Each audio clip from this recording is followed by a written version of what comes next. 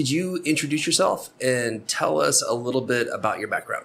I'm Denisse Lashley, and my background is in industrial engineering and also a passion for the correlation between the food we eat and the way we feel. Okay. So that's an interesting combination. So industrial engineer who's passionate about food and how it makes you feel. All right. So I'm seeing why you had to write a book about this right off the bat. But where are you from? Like, where were you born and where'd you grow up and all that good stuff? I was born in Venezuela, now pretty known for the news and everything. Well, I grew up there, studied there, worked there for companies like ExxonMobil. And then I moved to Switzerland.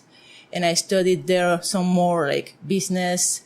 And from there, we were looking for a place where we would have warm water, ocean water, nice weather, good food, opportunities for making a business, and good education for the kids. So amazingly enough, there was only one place with all the checkpoints, and it was Nosara. From Switzerland, Nosara made your cut on all of your criteria. Yeah, there was always a deal breaker, either cold water or, political instability or something, always something. And so we came to Costa Rica, and from all the different places, we didn't connect to any of them. We were in Manuel Antonio, we were in San Jose. So we are about to keep going to Panama. Okay. And we decided to change our itinerary, and we came to Nosara, and we arrived to the main street, and we said, this is it. This is the place. Wow. So what brought you here? We researched and we saw a book which talked about the yoga and the surf and the tendency to eat healthily, the organic markets that were starting. We saw Del Mar Academy, the school. So we said, wow, it looks like a perfect place. So when we came to visit it, and then we had the connection, because you can have the theory, you can have all these criteria and analyze everything with the mind. But if you don't connect with the place, it doesn't work. Where else were you considering? Oh, we were considering different places, but there was always a deal breaker. Like we considered Australia, Thailand, California, Argentina, many different places. Like sometimes it was the law against, making investments as a foreigner. Sometimes it was the political aspect. Sometimes it was the educational aspect. Sometimes everything was in there, but the ocean water was cold. So it was easy to rule out all these places. It sounds like we owe a big thank you to Del Mar, because that solved your education when you have two beautiful kids, and that's where they were going to go. Yes. But you said when you got to the main street, you said you felt it. Is Exactly. that right? Did I understand that right? Yes. It took 5 seconds. It was this is a place. In 3 days, we bought 4 lots. We took surf lessons. We were like, wow. And we continued our journey because we had many other places to go to.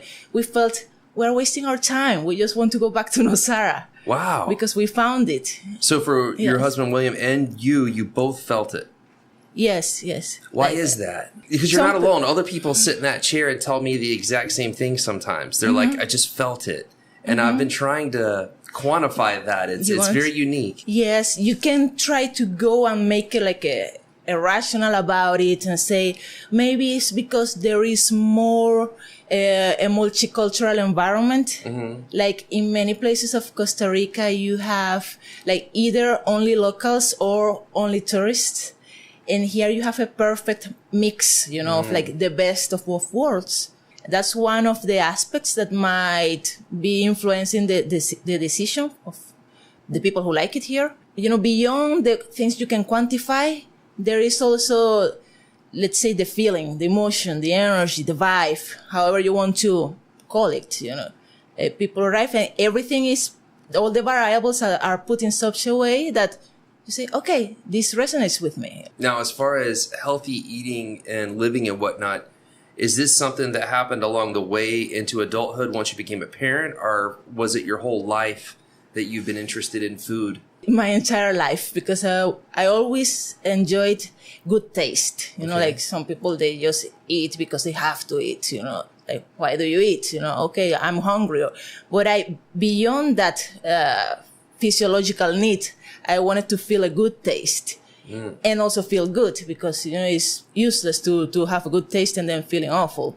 So that's how it started. Since I was very, very, very little, I saw that there was always a correlation. Interesting. Yeah. Wow. So when you were just a young kid and as a teenager, were you preparing meals and trying to find this taste that you're talking about? Exactly, because I wanted to enjoy my meals. So I will experiment in the kitchen and I will just go and climb trees and taste the different fruits and find out this is the ripe point. But you also ended up as an engineer for your professional life. Mm-hmm. So you applied that mindset into food. Precisely, yeah. Wow. So like the same way you improve processes to obtain anything, I wanted to improve the process of eating and feeling good, like the input and the output of the process. Were you still practicing your main passion of food and food preparation and making healthy food taste good? Were you doing that during your professional years, or did you stop to have a family, work, or has this been going on the whole time? Yes, I never stopped. Even when I didn't have time to cook, then I would choose, okay, this is what makes me feel better and eat that way, Yes. And or I will cook during the weekends or parties. So yeah, I never stopped cooking or preparing food. So your whole life, it's kind of culminated to this moment. It sounds like when you came to Nosara, that kind of accelerated this book that we're now looking at. Yes, because I arrived to Nosara, we arrived, and I saw this street full of people looking in a good shape and, eating the best they could, and in this search, for, okay, how can I feel better and look better? But many, they don't only want the looks, they also want to, to feel good inside. It was the perfect conditions because as in Europe or in the States, you have the environment against. Here in Nosara, there is a platform, even if people are not aware of that, to live better and to eat better. And so I used the previous knowledge I had and structure everything. And more people started asking me questions like, I want to feel better. How do you eat? How do you do this? How do you do that? So then it will be 1-to-1. It will take 3-4 hours and it was becoming a full-time job. I gotcha. So your passion, it kind of bled over into your normal friendships and conversations. And then you started having to say this to people separately. And I'm guessing this is about the time you decided to write a book. Exactly. Because of the background of organizing information, also I said, okay, this is not efficient to be every day repeating the same things and then analyzing case by case. Let's put it in a way so that anyone, not only here in Nosara, but anywhere in the world, they can have access to all that research so that the people don't have to start from scratch. They just say they have it here so that you have a running start. Because there is then you just experiment on yourself and then you find your own conclusions too. It's a platform to empower you to do that. And it all started from conversations with friends. And then you applied your engineering background into this whole book that took you how much time to write? 3 years. 3 years? I thought it would be shorter, but I wanted to make it right. There are lots of graphs and tables, icons. The engineer side of you coming out? Yes. So that to make all information visual, it's not just the black and white old textbook that you just open and you say, okay, I have no time for this. So there are lots of pictures. There was a collaboration with local talent, people graphic designers, photographers, we wanted to do the best possible work on every aspect of the book. Are you happy with it? Yes, you are never 100% happy, but let's say 99% happy, yes. That's what I was getting at. I had a feeling you were going to say, yeah, I'm happy with it, but there is this one thing. That's the thing. That's also why it took 3 years, because if you just rush it out, then, okay, what's the point? If you wanted to solve a challenge, and then the solution is not there yet because you just focus on having a product ready. So that you had to find that balance, but I couldn't keep improving forever because the idea is to have you the running start and then you keep improving on yourself. What kind of examples and what kinds of food would someone find as they go through here? Give us just an idea of. They will find everything, because I will go from what is called junk food, explaining the effects on the body, but I want it also to be brief. I don't want it to get you bored. So I'll explain you the facts, like what are the pros and the cons of each food group or type. And then give you tools so that you can make your own food in the less possible time and with the maximum of taste. If you are in a progression, this is a key word here in this book. There is a progression of 7 stages. You are your own boss. It's not a cookie cutter solution that, you can only eat this and then you will last only 3 days and they say, okay, I'm tired of it. Well, let's pause on that for a moment because most people who decide they're going to go eat healthy get some complicated type of system. The food tastes horrible, quite frankly. Exactly. And you do it all of a couple days and it's like, this isn't worth it. I'm going to go back to my normal behavior pattern. Yeah. So then you don't move. You don't move forward, not even an inch. So your system, you're saying, is a little bit easier to get into the process and pace yourself as to how you go about it. Yes, because, you have your needs, you have your environment, you have your lifestyle. So you cannot pretend that everybody will eat exactly the same way at the same time. You have the 7 stages, the platform, how also there are no recipes as such as we know them, but cooking techniques. Easy ones, not complicated, easy ones, so that you can throw things together and make them taste good in a minimum of time. The minimum of time part, but that, again, a lot of people just hear, I'm going to go prepare this, it's going to be healthy, that means it's going to take a very, very long time and it's going to taste like dirt. Exactly. That was the challenge, that when you go and look for something out there are 2 main scenarios. Either is long, it takes so much energy only to read and understand the recipe that you just give up, or it's kind of easy but it's boring and bland.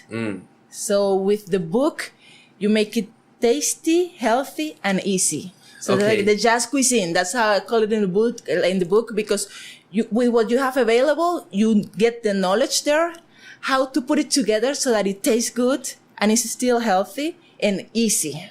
Out of your creations, if you're making yourself, I don't know, let's just say 3 meals, what would you make yourself that tastes good, not just for health benefits? What would you make that you're like, I really am looking forward to eating this? What are your favorite things? Depends on the stage of the progression you are at. Okay, let's go to the stage 1, 2, 3 area. Okay, that's a good start.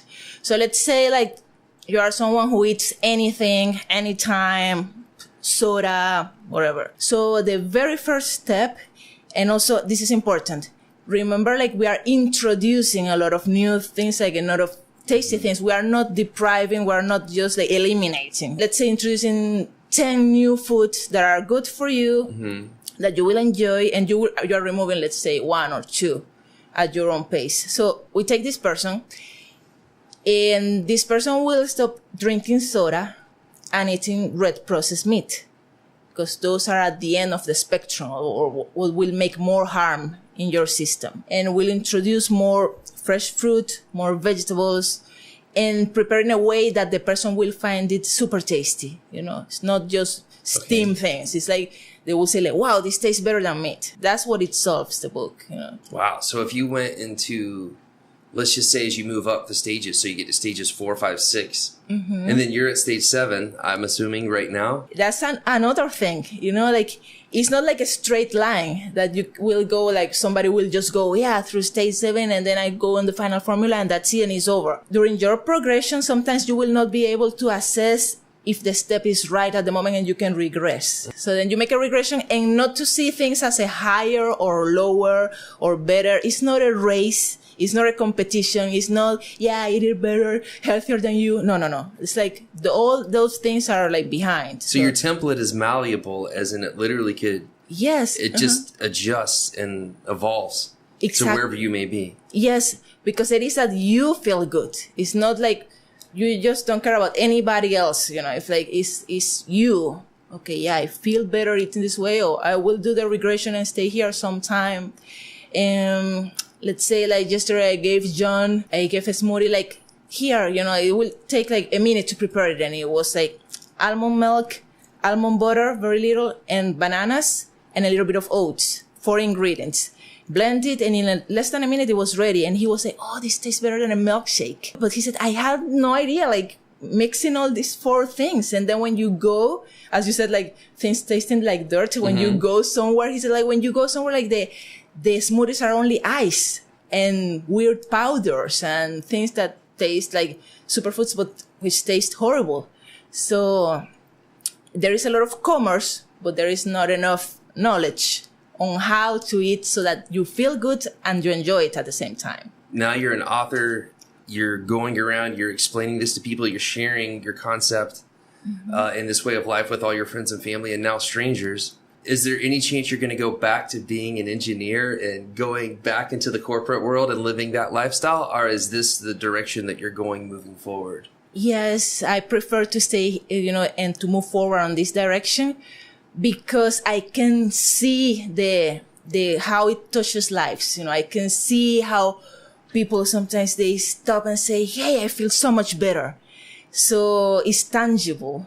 It's not the same that just there's a compensation in the fact that you're changing people's lives with this. Yes, and yet it makes like all the conditions ideal so that they keep going. It doesn't stop there. So that they keep going towards fulfillment.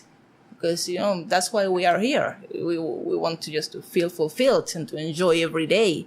We are not meant to live in like just worldly suffering and disease and this and that. Those are distractions. So I want to talk with you about that a little bit.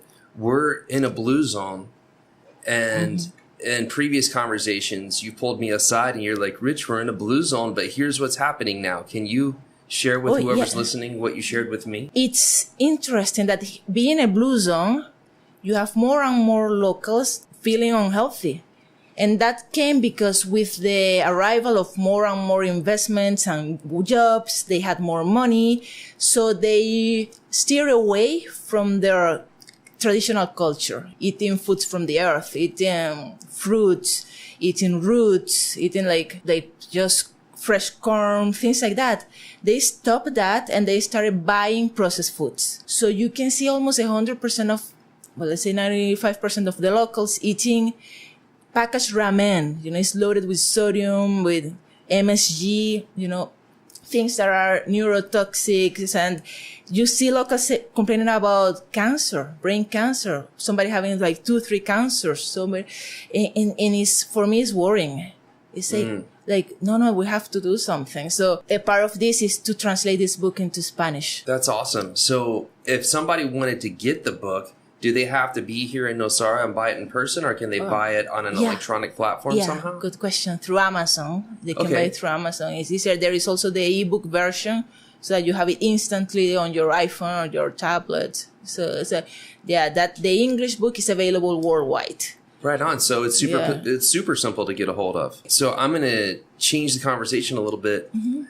And we know that you love Nosara, that it became your home. And you've been here for a while now. Yes. And we know the good things about it. And I know you picked up surfing because I've been surfing with you over the past couple of years. And you went out there as a diligent student, learned how to surf. And now you're an author and all these good things. But I want to ask you about the dislike that you might have for Nosara, or what's the bad side of Nosara? Only one complaint. And it's about to be solved, hopefully. And it's the dust. I had a feeling you were going to say dust. Yes. That's a common one. Fortunately, it's only during the dry season, but still imagine how it will be with the asphalted road. Everything will be green and lush and clean, and during rainy and dry season. So it will be perfect. Yes.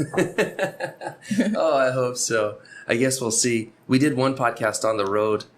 And we have another one coming here pretty soon, but it'll be interesting. I hope that road happens. I'll say that. Did you know for many years, lots of people never wanted the road. They were like, no. It was like when I first got to Nosara, you better not want that road there because people just saw everyone coming in from Tamarindo or Samara in their 2-wheel drive cars and messing up our special area. There are other ways to preserve an environment or a town. Like you see places like Switzerland, it's not because they have asphalted roads that they will lose the nature, It's not because they have electricity that they will lose the nature either. So there are other ways.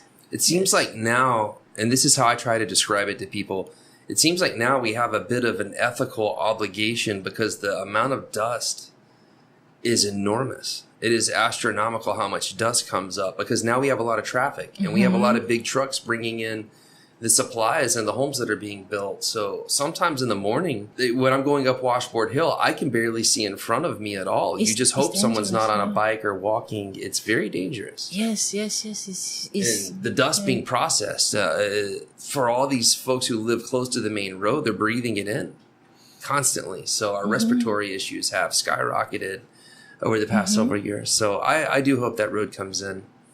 Yes. And as you said, there's other ways to preserve your area. Exactly. I think the best thing we have going for us is all the green areas. As long as we still have the green areas interrupting the community, we don't have any space for wide-scale development. There's no room for a big hotel. There's no room for a mega neighborhood. As long as we can keep those green areas, we're in a pretty good spot. At least that's my opinion.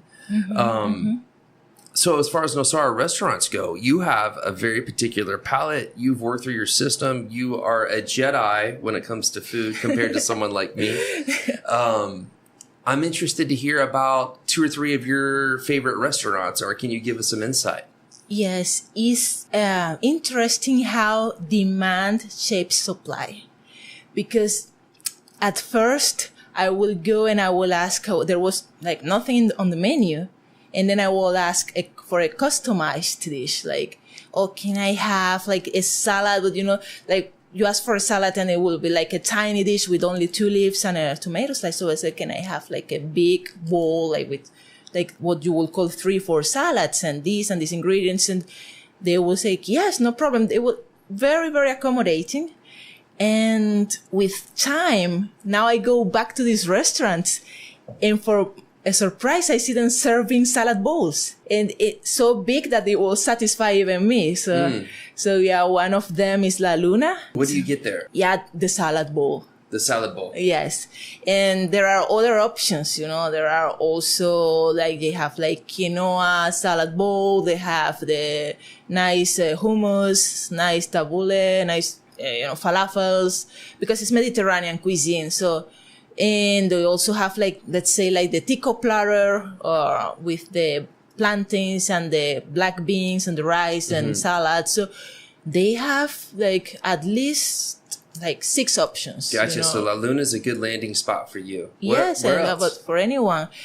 And, well, at the Harmony Hotel, they also have a lot of options. There are more and more places. That's what I was just about to say. What's interesting is there's several that are making these changes as we get going. Like Beach Dog's menu from 8 years ago to today has completely changed. Mike's went full vegan and has really become passionate about this. He was on here one time and he was the first person to convince me that a vegan sandwich or hamburger could actually taste good. So that's his passion now is trying to get people to give it a try. Yes. And for me, it was so, I felt joy in seeing this, and seeing the evolution, in the town. Your gospel, your message, what you're preaching is getting out there. It's starting to work. Cascada's here now. Cascada has a lot of options. Yes. Also, there are like these emerging places. Like there is like El Hardeen, this like van. I don't know if you've seen it, and they have some options. And there is naked foods. Yeah, exactly. And so they have this burger that tastes like better than a meat burger. Which one was that called? The proper Whopper. That's it, the proper Whopper. Yeah. So you see that this is like Nosara is at the forefront. Yeah, Mindful Bites is here now in front of Olo Alaya. That's a vegan. Exactly. Yeah, and it's like she's doing raw vegan treats and smoothies, and it's next to the beach. So it's right next to Surf and Nosara, Olo Alaya. It's a good spot. Robin's has always had some wraps and whatnot. And actually El Local has added some cuisine. And then when you have the knowledge on how to eat, then you can go anywhere and and see, I would like this and customize your thing or know what to choose. Because if you say I'm going to eat healthy and then you just have no clue, where do I start? But if you have a platform and then you just use it and then you also experience, because then you say, oh yeah, it works. Yeah, it tastes good. Yeah, if I do this and this, then I feel better. So it's you, based on your experience, deciding to move forward or to stay at a stage or to regress a little. Now, I want to ask you a personal question. Yes. You work out a lot. You've worked out, Sean, you've worked out a lot. No. Why do you do that so much? Or do you actually enjoy it? Or do you just have a super high level of discipline? Which is it? Like, do you actually have fun? Yeah, just tell the truth. It's a funny question, because people think that when you work out and you are feeling good and you're in a good shape, that you're doing it every day, twice a day. People ask, how many times a day do you work out? And I say, no, it's times a week. It's like, I have a minimum, of 2-3 times a week. Right. And let's say a maximum of 4. Yeah. So it's not that much, it's not that much. It's like, that's another myth, like with the food industry and the fitness industry, make people think that you have to work out like hours every day. So that's why a lot of people just don't do it. I said, I won't even try. But with the proper food, with very, very, that's about being efficient. So, doing the minimum to obtaining the maximum. So with the proper food, you can work out a minimum and obtaining like the best results for you. Now that's the way to put it, especially to us folks from the United States, because we want to get a whole lot for a whole little. That's why we have all these big all-you-can-eat buffets. Yes. That's what we do in the States. We want to do very little and get a whole lot out of it. You are basically training us with your system how to maximize what you're up to. Exactly. Maximize your well-being while minimizing your environmental impact. And fortunately, the way to obtain this is like, it just falls together. Like this, the way to feel better is the way with the least impact on our environment. The 3 reasons, to make a shift, you have, of course, health and the way you feel, because that's the most like egotistical reason, like the selfish reason. Then you have, the environment. I worry about the environment. I worry about the emissions. It's not only carpooling, or it's not only having less showers. If depending on my decisions on what I eat, I can 2-3 times a day eat in a way that I make the least impact, or, on the contrary, that I contribute to a better world. And then you have the third is the ethical reasons. But we have been taught with so much commerce and marketing, we have been taught to dissociate, the origin of the food and what is served on the plate. That's true. That's very true. My whole life, I have been guilty of that. I haven't eaten red meat for many years, but for me as a kid, you just go to McDonald's and they just hand it to you with a toy and some French fries inside of something with games on it, and you never think about where anything comes from. Yes. It's like you're not even guilty. You as anyone, we were just presented a face of things, and everything very, very, concealed, like everything hidden. So if it's good, why does it have to be hidden? So but there's more about it. Like in the book, I try to put everything without getting you bored, but everything is there. Yes. Well, thank you for doing this. Thank you for coming on. Before we go, is there anyone you'd like to thank or give any shout outs to who helped you with the book? Yes. Giulio Raspaliesi, the person responsible for all the signs in town, and he's so creative, so qualified, and as a human being, he's so pure and patient. So I cannot imagine a better team. He did all the icons, all the tables. He said, this is the longest project I've ever done in my entire career. Because it was 3 years. That's a big statement from him. He's a pretty qualified guy. Yes. In his whole career, you must have took a lot of life out of him. Or put a lot of life into him. And he gave a lot of life into the book. Let's put it that way. Alison Vieira, she did the photography. We spent 4 days from early in the morning to, until the light was out. Wow. You guys Shout out to Allison. Cutting fruit, chopping fruit, making perfect cubes. And then let's do this again and again and making it nice and cooking. And it was intense. At the end of the 4 days, we were both okay, we have zero strength left, but it's all there, the result. Then the selection. And And I would like to thank also, John Bangoña, because he collaborated on the, fitness modeling. So Alison also made picture of us making some exercises. You won't see because we used only like some partial shots, but he's been also with me, and also Riccardo, like the Italian, because when I arrived here, he was the first person with whom I worked, and I still work with him. So it's like you have like two different styles, but I like them both. That's awesome. It's like the perfect balance for me. Wow, so many people. Like also Chico from Surfing Nosara, because like always cheers me. But with the book, it was like there was also Miss Vicky from Del Mar. She's a professor, an English professor, and she gave the final proofreading. Because that's nice. Yes, so it was a small and powerful team to make this, to convert this into reality. You guys, your family is a fine example of the type of quality that comes into Del Mar, and Nosara is very fortunate to have people like yourselves of your aptitude come into the town and share what you're doing. So thank you. And again, eternal thanks to Del Mar for helping turn Nosara into a family-oriented place. Because it's not a party town. You don't come here to...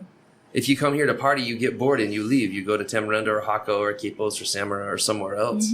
But thanks to these schools and the family environment, it really attracts full-time residents like you guys. So Thank you. Pretty cool place. Thank you for being here. Thank you for sharing this. Thank you for coming on. Maybe what you could do is... you can show us some of the food that's healthy, that tastes good, and then we'll have you back on at some point in time and get an update for everything. Yes, I want to give you the experience with all senses, like the smell, the sight, the taste, everything, that you can have knowing, what to eat. And it's like, I didn't know this, and I didn't know this fruit, and I didn't know this. And yes, so you are welcome. I said like tomorrow, because I'm always ready. I'm always ready to throw things together and make a dish. Well, you're excited. You can see it in your face and in your lifestyle. So I'll take you up on that, and we'll have you back sometime. And last question, are you going to have a part 2 and 3 to this? Does the journey continue, or is this all you're ever going to do? The idea of this book is to give you like everything, like one-stop shop. So that's why there is one, and that's why it took so long. It's not a commercial item that I want to say I want to make a living on this and then another book, and not really giving you the substance, the substance. The system inside of this will live forever. Exactly. You have that, and so that you use it as a platform, your platform, so that you can feel, you can experience, and then you can, that's my hope, that you go beyond that you say, Denisse, I found out this and this and this and this and this, because that's my goal. That it's not, it's not about me. It's about you and every person, so that they go further, they go forward and above and beyond it, because of this platform, because you don't have to start from scratch. Well, hey, thank you for putting your heart and soul into this and coming on here. Okay. Thank you, Rich. My pleasure.